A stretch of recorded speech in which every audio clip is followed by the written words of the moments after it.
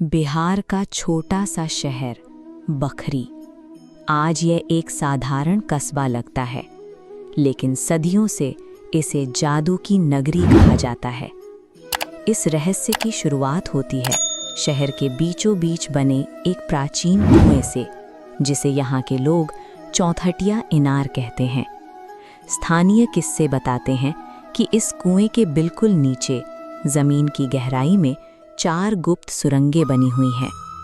कहा जाता है कि जमीन के नीचे बनी इन चारों सुरंगों का रास्ता यहाँ से निकलकर सीधे चंद्रभागा और गंडक नदियों तक जाता है। कहानियों के मुताबिक इन सुरंगों का इस्तेमाल कोई आम इंसान नहीं करता था, बल्कि इन्हें एक मायावी सोने की नाव को चलाने के लिए बनाया गया था। और इस पूरे जादू के केंद्र में एक ही नाम है, 11वीं सदी की एक रहस्यमयी महिला, एक ऐसी शख्सियत जिसके बारे में वक्त के साथ सच और किस्से आपस में पूरी तरह उलझ गए हैं। इस सोने की नाव और सुरंगों के पीछे की सच्चाई जानने के लिए हमें अलौकिक किस्सों को किनारे रखना होगा। हमें उस महिला की असली ऐतिहासिक पहचान को खोजना होगा। जमीन के नीचे दबे किस्सों से निकलकर हमारी खोज बकरी के दूसरे ऐतिहासिक निशान पर आती है, प्राचीन ठूठी पाकर का पेड़। 11वीं सदी में बिहार का ये हिस्सा आज जैसा बिल्कुल नहीं था। ये पूरा इलाका घने और पार न किए जा सकने वाले जंगलों से घिरा हुआ था। यहाँ के आम किसानों पर स्थानीय भ्रष्ट सामंतवादियों का पूरा कब्जा था।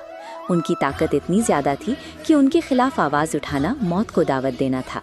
इस कालखंड में बहुरा नाम की एक निडर साधिका सक्रिय हुई, जिसने आम लोगों की बेबसी को करीब से महसूस किया था। लोक कथाओं में उनकी तांत्रिक शक्तियों का जो वर्णन मिलता है, वो वास्तव में उस दौर में मनोवैज्ञानिक प्रतिरोध का एक तरीका था। उन्होंने अपनी आध्यात्मिक छवि का उपयोग करके अंधविश्वासी सामंतों के मन में भय पैदा किया और गांवों का एक ऐसा फैला हुआ नेटवर्क तैयार किया जिसे जोर जबरदस्ती से तोड़ना नामुमकिन था। इसी ठूठी पाकर पेड़ के नीचे बैठकर उन्होंने अपनी तपस्या की और यहीं से अपने सामाजिक प्रतिरोध के आंदोलन को दिशा दी। सामंतवादियों के अत्याचार से हाशिए पर खड़े लोगों को बचाने के कारण बहुरा को पूरे क्षेत्र का अथाह प्यार मिला। धीरे धीरे वो एक विद्रोहिणी से सबकी रक्षक यानी मामा के रूप में प्रसिद्ध हो गईं। एक साधारण महिला का उस दौर के शक्तिशाली सामंतों को चुनौती देना और उन्हें पराजित करना इतना अविश्वसनीय था कि आने वाली पीढ़ियों ने इस विजय को जादू का नाम दे दिया। बहुरा मामा के इस सफर का आखिरी निशान आज ढाला चौक पर स्थित नवदुर्गा मंदिर में दिखता है। यहाँ एक अनोखी धार्मिक परंपरा देखने को मिलती है।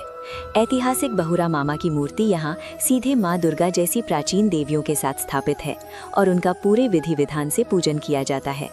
उनका इतिहास किसी लिखित पाठ्य पुस्तकों के बजाय आज भी बखरी के लोकगीतों और नटुआ नाच की जीवंत मुद्राओं में सुरक्षित है। आज भी भक्त जब इस मंदिर में आते हैं तो उन्हें साड़ी चढ़ाते हैं। ये अपनी मामा से निरंतर सुरक्षा और संरक्षण का आशीर्वाद मांगने की एक परंपरा है। बहुरा मामा का पूरा जीवन व्यक्तिगत सत्ता के बजाय लोक कल्याण के सिद्धांत पर आधारित था।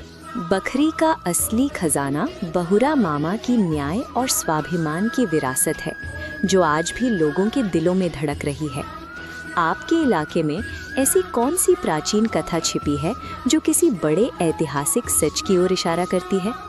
कमेंट करके हमें ज़रूर बताएं और इस वीडियो को लाइक करना ना भूलें।